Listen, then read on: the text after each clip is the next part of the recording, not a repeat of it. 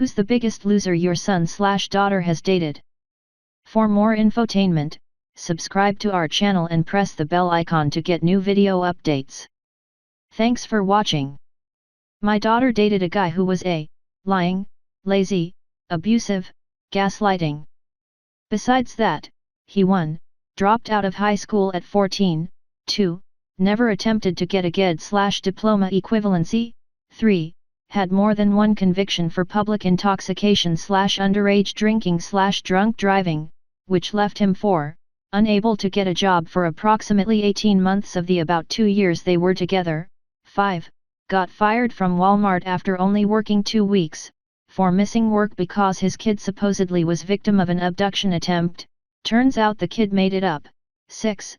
Smoked weed in her apartment bathroom, knowing that if my daughter failed a drug screen her career would be ruined, 7.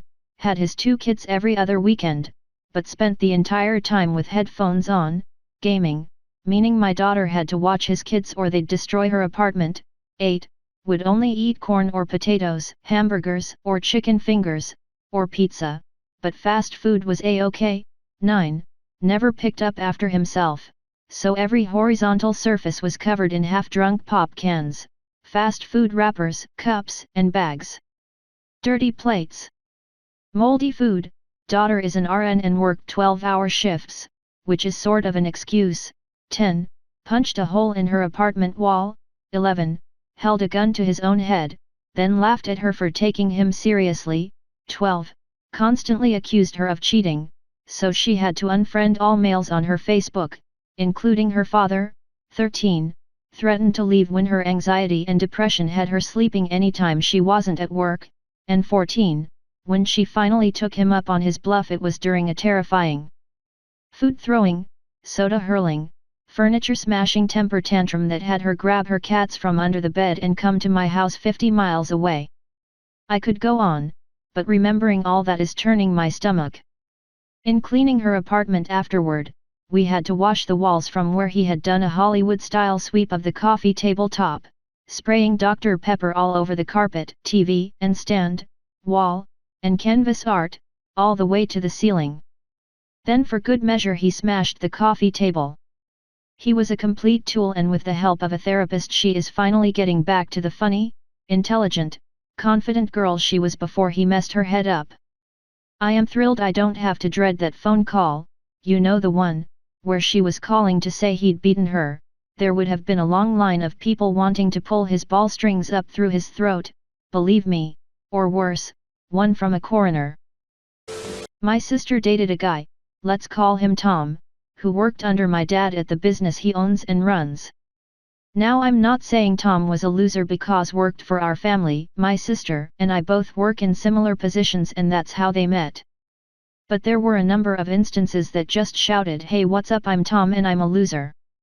For example, Tom seemed to never have any money, usually blaming things like his rent being too high or his car needing to be worked on. Due to this my sister ended up having to pay for the majority of the dates and dinners that they went on. In reality, he had spent most of his money on unnecessary toys like dirt bikes, guns, and modifications for his 1999 Honda Civic. His spending habits got so bad that his landlord threatened him with eviction. This tore my sister up, not because he was getting evicted but because she knew that he was making enough money to never be in that type of situation. Anyway, Tom got the bright idea to ask her and my father for the rent money, $650, while they were out to dinner.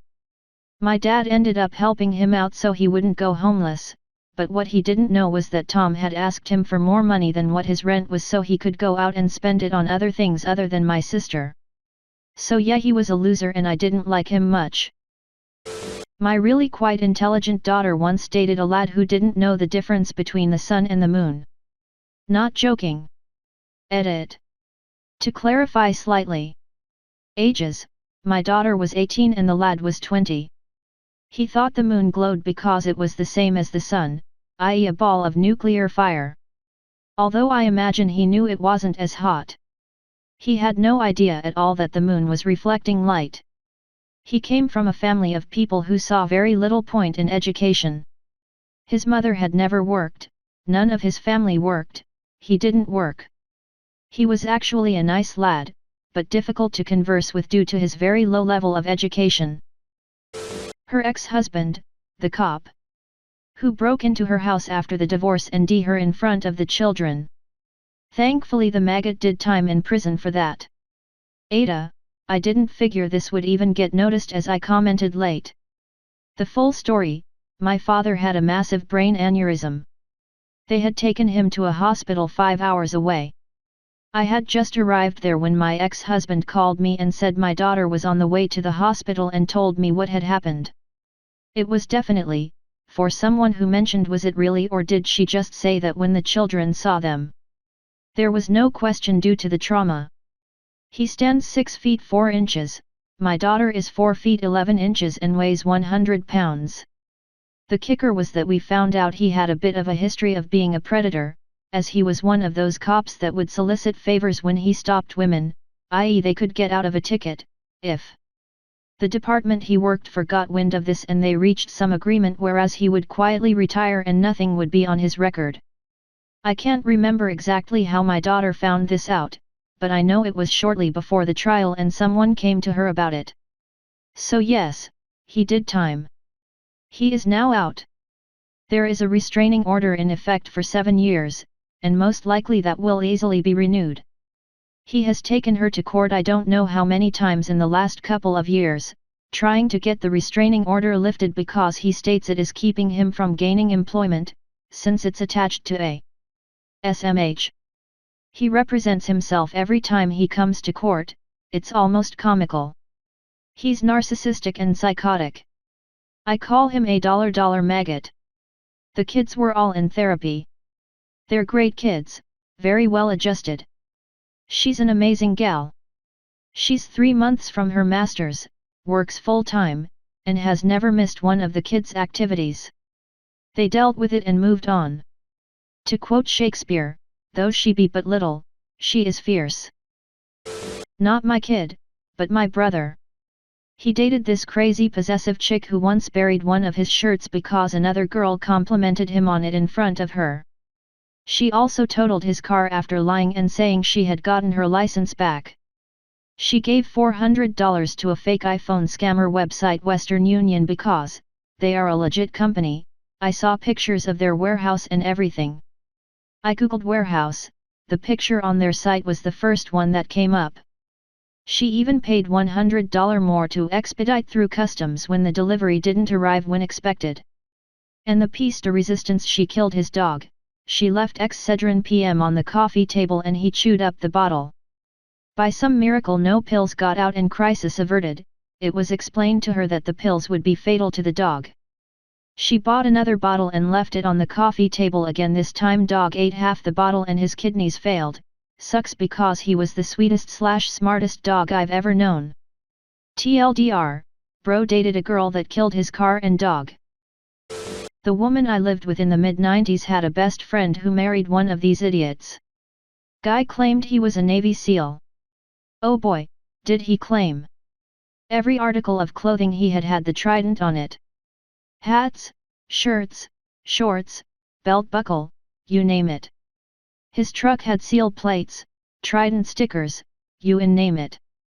His house had gigantic SEAL flags and banners. One wall of his office was covered with plaques and mementos and certificates claiming he graduated from this or that training course. Oh! And the tattoos. I met him about 2 months before the wedding. Immediately sensed a rat. First off, he was about 5'9" and weighed almost 300 pounds. Second, wouldn't stop talking about all the black ops he went on. Third, couldn't remember his Bud/S class number, and didn't even know what Bud/S, Basic Underwater Demolition/SEAL class, the entry-level course to get into the SEALs, was. No, I went to SEAL school, he said. Almost said you sure it wasn't Walrus school. So I gently tell my girlfriend to tell her best friend that the guy is full of. I mean completely full of. She declines, they get married. 6 months after the wedding he drops dead of a massive heart attack in their kitchen. The grieving widow calls the Navy to see if he can be buried in Arlington or maybe send an honor guard for the funeral. He claimed 2 Navy crosses plus a ton of other valor decorations. That was another hint I forgot to mention, so she figures he's eligible. Guess what? The Navy said who? I later read Jug Baquette's Stolen Valor and gave it to my GF to read. That really opened her eyes, and that was a lot of low-grade stuff compared to what I've seen since the GWOT ramped up. There are a ton of SV websites out there with some hilarious stories, not just the SEAL ones.